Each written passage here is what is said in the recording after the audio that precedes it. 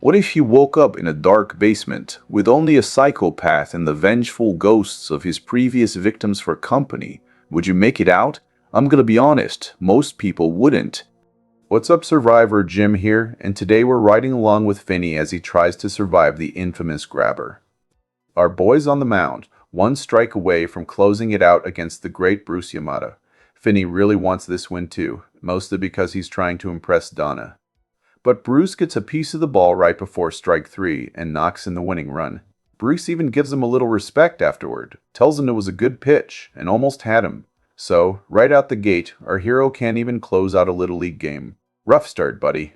After the game, Bruce is riding his bike, waving at girls, feeling good, relaxing after a sweet victory. At least until he runs straight into a strange black van next corner. And that was the last time we saw him. Yes, Bruce is our first down today. Not even handsome athletes are safe here. Missing kid posters are plastered everywhere, so this isn't some random one-off. There's already a wave of disappearances hitting this town. And look, at this point, kids clearly knew something about this van, because word travels in a small town. So where the heck was the police department on this? And honestly, Bruce should have clocked that van the second he saw it. Yes, he did not know that was the psycho's ride. But come on, kids are going missing across the whole neighborhood and a black van casually approaches you on an empty street. A bit suspicious, no? The only thought Yamada-san should have had was to grab the bike and ride toward people. A crowded street, a neighbor's home, anywhere with witnesses. Because here's the thing about a guy like the grabber, he's operating in broad daylight, which means he needs an empty setting to pull this off. No bystanders, no cameras, nobody who can ID him later. The second there's a crowd, his whole method falls apart. That baddie didn't need Bruce to be weak. He just needed him to be alone. Now we meet Terrence Blake, or as I like to call him, Terrence Booze. He wakes up hungover, and as we see on his kid's behavior, this must be just another Tuesday. Gwen and Finney are real tense, trying not to get slapped by doing something absurd like breathing too loud. This guy is clearly the kind that speaks through his belt. On the walk to school, the two of them spot a missing poster for Bruce. Then they catch Robin peacefully solving a conflict. Finney pulls his sister away as he clearly doesn't like that level of violence. The boy is intelligent and good-hearted, just need to grow some backbone. And in the background, we see that black van again, rolling right past them on a street full of kids with no friggin' police car around. At school, Finney gets chased down by a pack of bullies who corner him in the bathroom. Robin shows up just in time. He casually washes his hands as he says the other boy got sharp teeth, making it crystal clear that Finney is off limits. Right away, we can tell these two are real friends, and Robin tells our boy he needs to start fighting back. And as we already know, he's going to need that advice more than he realizes. Meanwhile, Gwen gets pulled into the principal's office. Detectives Wright and Miller start grilling her about a dream she told Bruce's sister about. Something involving black balloons. Turns out there really were two black balloons at the crime scene, and that detail was never released publicly. So now they want to know how she knew. Gwen gets defensive and tells them she must be the grabber, and when they push again, she just says her dreams are sometimes right. Yeah, I get it. Black balloons are basically this maniac's signature move, so a kid magically knowing that detail through a dream, it sure looks suspicious. And before you sit down a 12-year-old and treat her like a suspect, go check the paper trail first. This is 1978. Nobody's got a home computer. Nobody's ordering black balloons off the internet at 2 a.m. If this creep's buying them, he's buying them somewhere local, some dinky party shop 3 blocks away. Go to the stores, pull the receipts, ask who's been stocking up on balloons like it's somebody's birthday every week. You're not cracking the case in one afternoon, sure, but you build a suspect list. That's just basic legwork we expect from an average detective. And here's the part that really gets me. This whole interrogation is basically a textbook example of how not to talk to a kid. Real investigators actually train on this stuff. Kids clam up depending on who's in the room and how safe they feel. Full stop. That's why forensic interviewers use structured protocols. The Nikki HD protocol's the gold standard. And the research is honestly wild. Handled right, disclosure rates jump from something like 33% up to 50%, just by changing how you approach a reluctant kid. Gwen's hostile here? Sure. But hostile isn't lying. Hostile is Scared, cornered, and 12. These two aren't reading the room. Those clowns are barely there.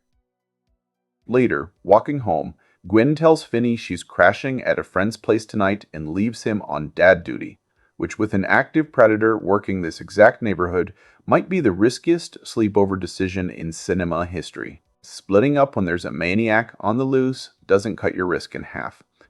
That night, Finney sees Daddy passed out after partying with 3 other friends. He kills the lights, grabs some ice cream, and settles in for a sweet horror movie just like us. And probably that's the most peace this hell house has seen all week. Next morning, he jolts awake to Gwen screaming upstairs. Turns out the cops paid Boo's daddy a visit at work to ask about his daughter's dreams, and now he's tearing into her. Says she's not like her mother and makes her repeat her dreams aren't real. But this is where the real shit goes down.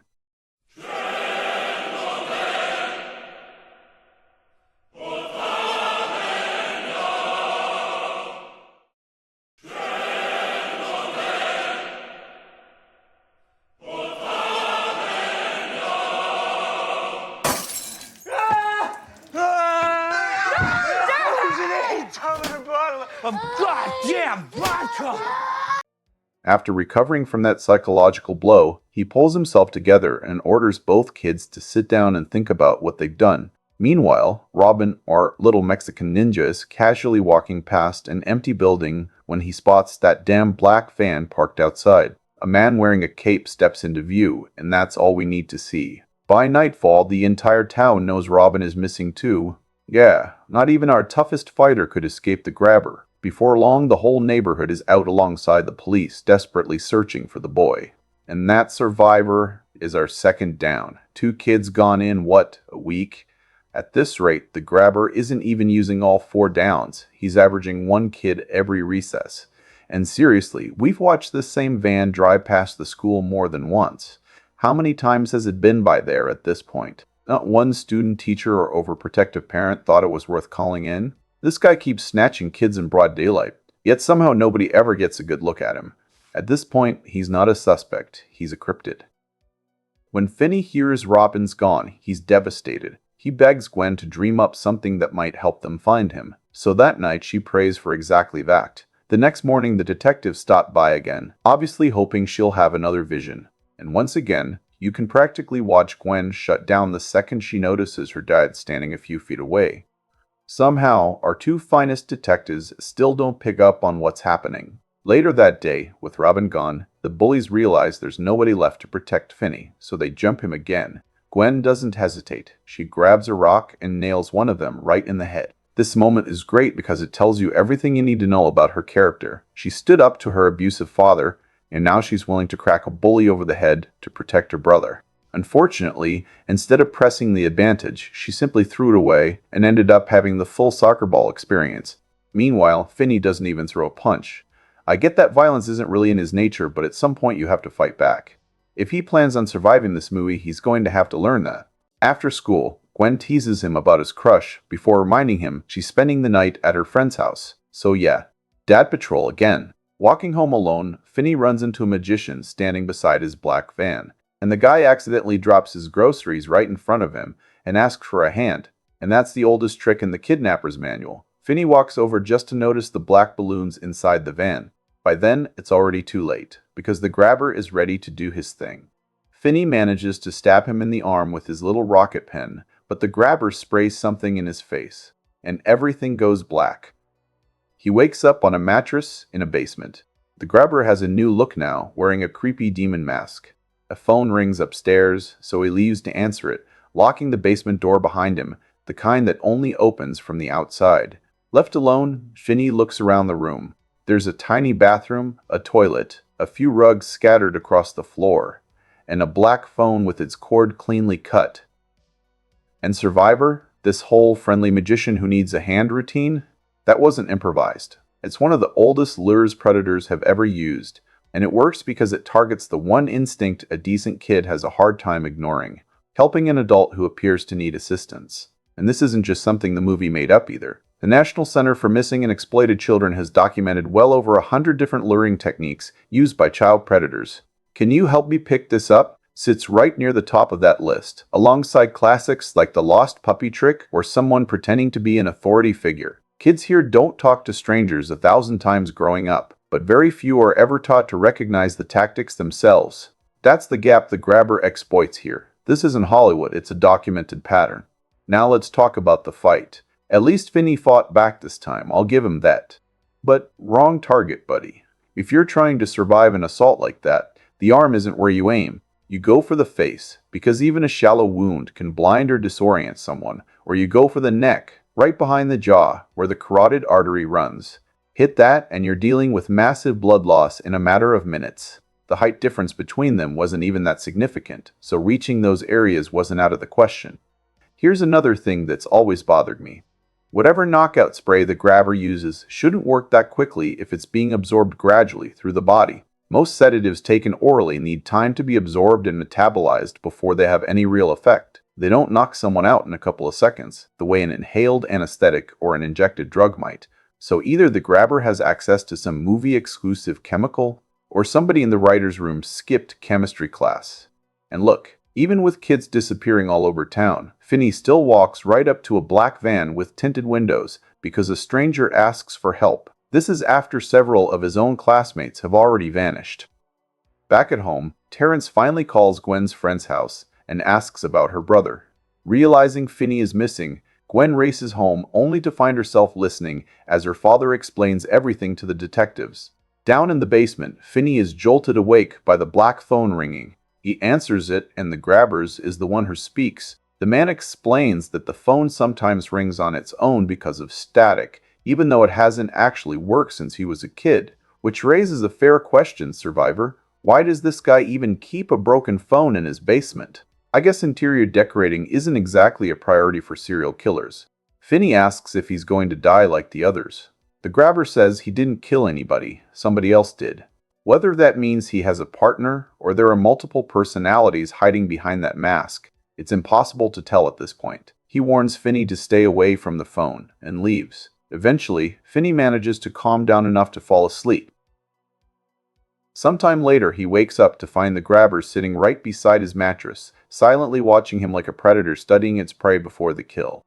The grabber casually says he just wanted to watch him for a while, then gets up and leaves. A moment later, the phone rings again. This time, someone actually answers. They say Finney's name.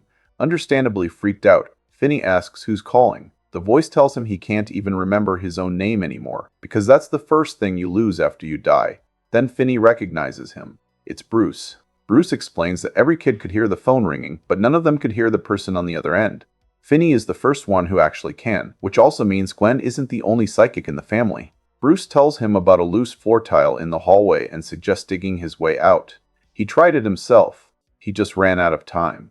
So Finney gets to work, digging a little more every day, flushing the dirt down the toilet and covering the hole with a rug whenever he's finished. While that's happening, Gwen dreams about the very entrance to the house where Finney is being held.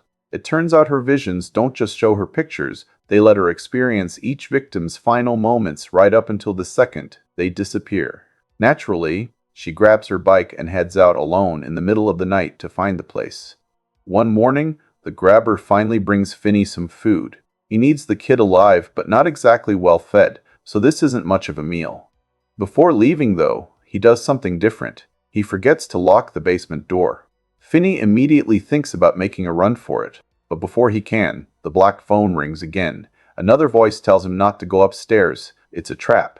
The ghost explains that the grabber is waiting right at the top of the stairs with a belt in his hand, ready to beat him unconscious the second he comes through the door. When Finney asks who's speaking, he learns it's Billy, the paperboy, and after convincing us he's about to sprint upstairs anyway, Finney finally listens to the ghost and goes for the food instead. Honestly, out of every phone call he's received so far, this one probably saves his life. Let's break down why staying put was actually the smartest move.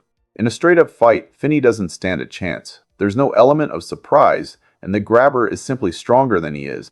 Digging his way out isn't a realistic option either, because tunneling through the floor by hand would take weeks, and Finney has absolutely no idea how much time he has left. It could be days, it could be hours. On top of that, we've already seen this psycho walk into the room while Finney was asleep. So if he'd happen to notice that hole, we wouldn't be talking about a movie with a happy ending anymore. Eating what's offered isn't risk-free either, because there's always the chance the food's been poisoned. But starving yourself isn't exactly a winning strategy either, since all it does is leave you too weak to fight when the opportunity finally shows up. Personally, I'd be staring at that ceramic toilet tank lid the entire time, just waiting for him to walk through the door, so I could swing at his head the second he got close enough. Then I'd lock him in. There's also one thing that really deserves more attention. Gwen literally watched Bruce get kidnapped in one of her dreams. She didn't just see the black balloons, she saw the van too, and somehow she never mentioned that part to the detectives, even though they'd already come to her looking for information once. That's a pretty big missed opportunity. After eating, Finney passes out again and wakes up to another call from Billy.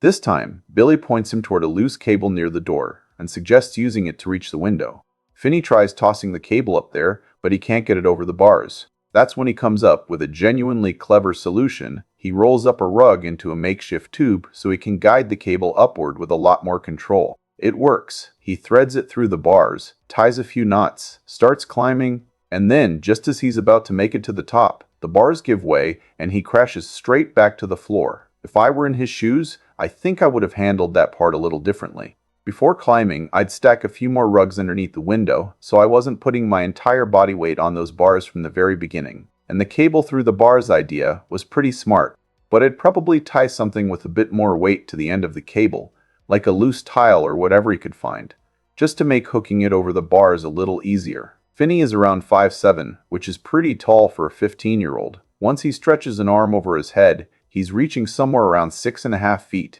Add in all the open space he has for a running start, and jumping off the wall to grab that window doesn't feel like some impossible superhero move. It actually seems pretty realistic. Once those bars snapped, getting out should have come down to having enough upper body strength to pull himself the rest of the way up.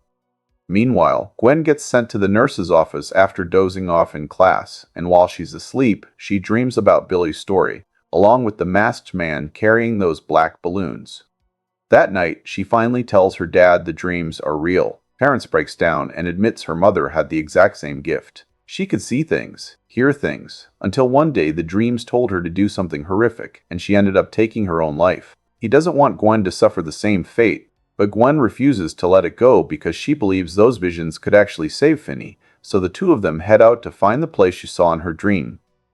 Around the same time, the detectives are still going door to door and eventually stop at Max's house to ask if he's seen anything related to Finney's disappearance. Max says he hasn't, then immediately shows them an entire conspiracy board connecting every kidnapping in town, courtesy of being unemployed, living with his brother, and having way too much free time.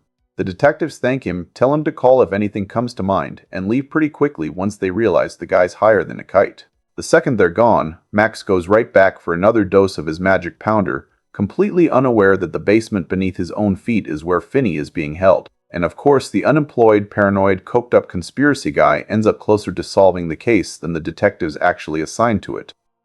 By this point, it's pretty obvious Max's brother is the grabber, and I'd be willing to bet these detectives deal with people throwing out crazy theories all the time, but hearing him out costs them absolutely nothing. The bigger mistake, though, is that the police never released the detail about the black van.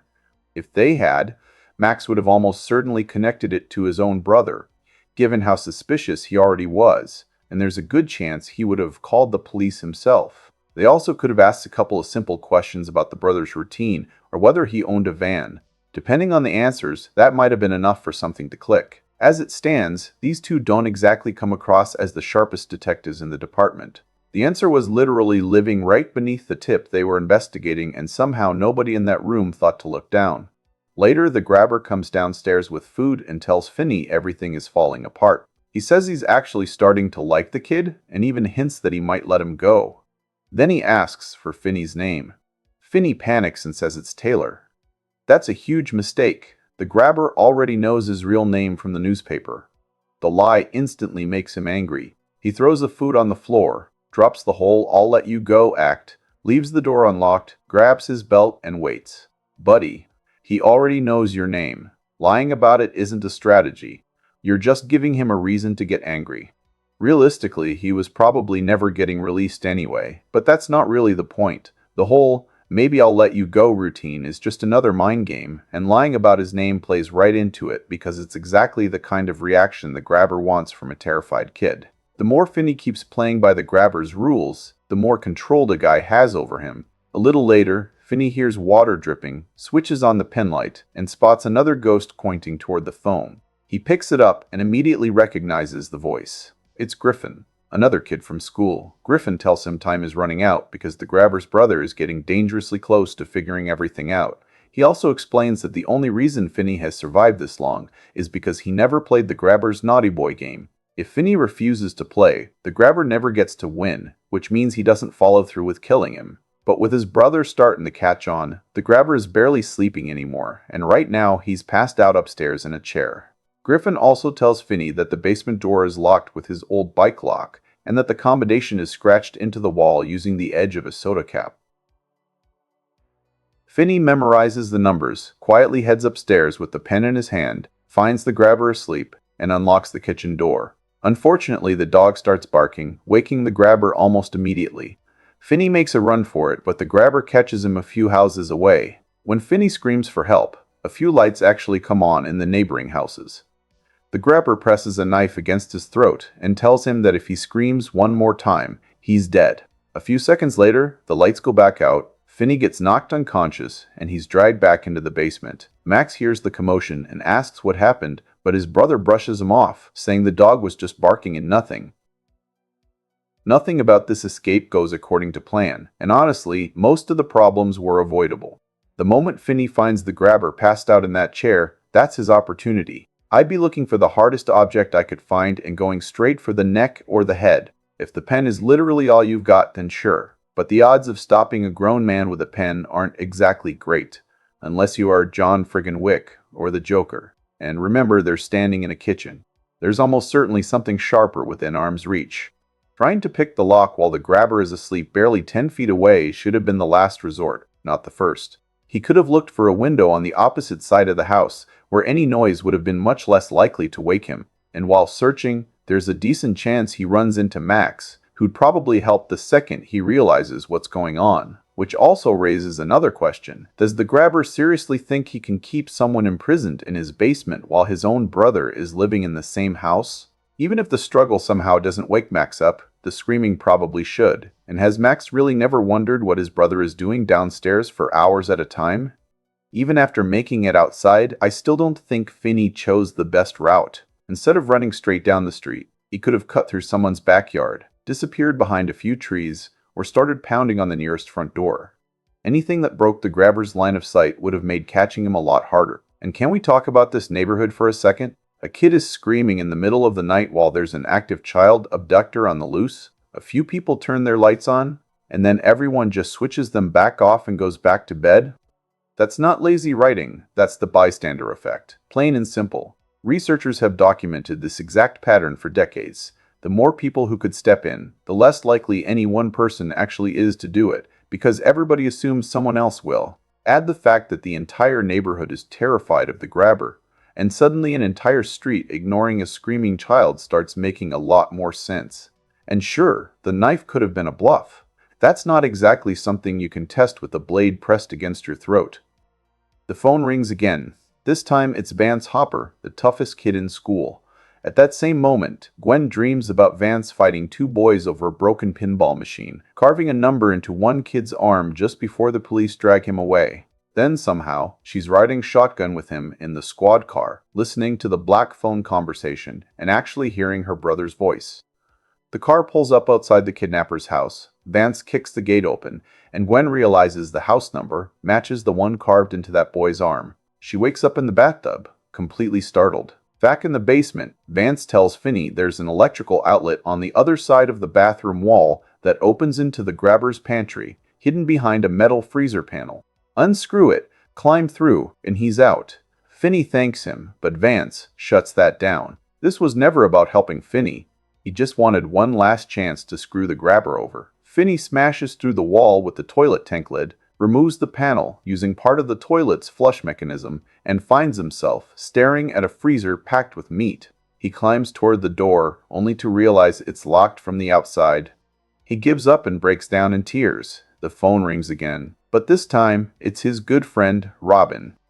He tells Finney to stop crying because now he finally has to fight.